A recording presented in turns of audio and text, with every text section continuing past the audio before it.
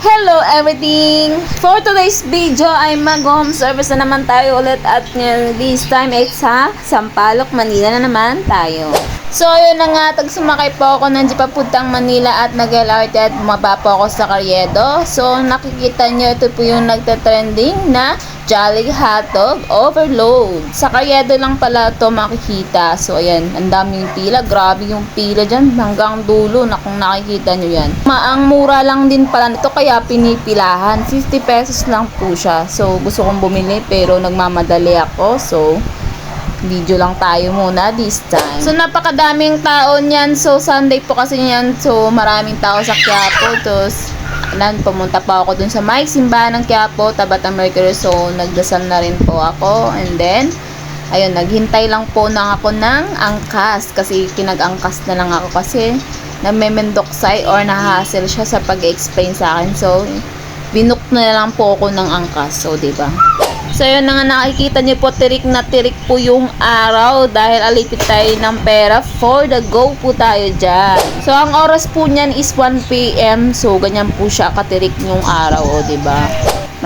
Thank you Lord na lang po talaga tayo sa mga blessing binibigay ni Lord. Thank you Lord. So ayan na nga, dumating na ako dun sa paglilinisan ko. So nag-proceed na po ako. Yan po yung before look niya at 4 po yung gagawin ko. So ito po yung final look.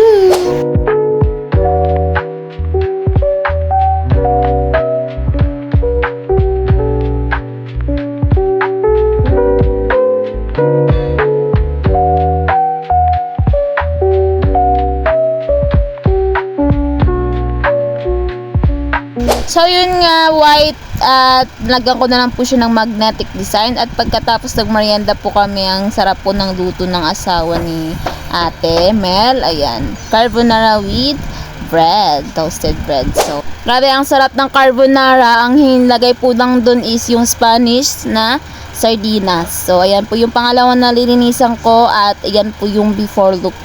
First time niya po pala ay yung tatlo, first time po. So ito po yung final look.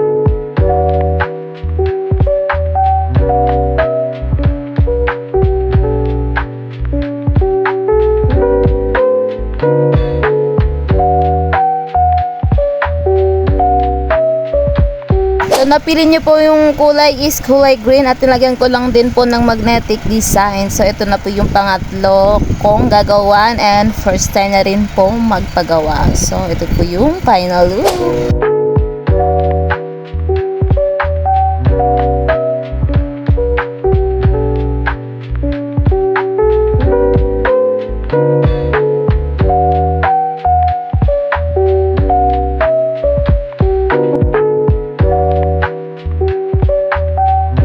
So maroon po yung napili niya at nilagyan ko lang po siya ng reflective glitters. So ito na po yung pang last na gagawin ko at ito po yung nagbook at ito po yung before niya and ito po yung final look.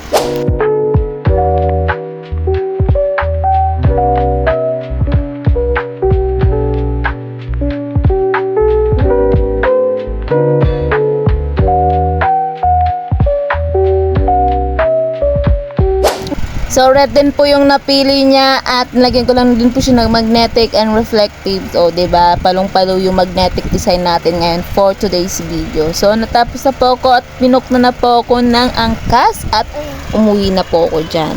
At pinakain pa po pala ako before ako pinowi, o diba, ang bait nila. So yan, nasa jeep na po ako and ayun lang for today's video. Bye bye!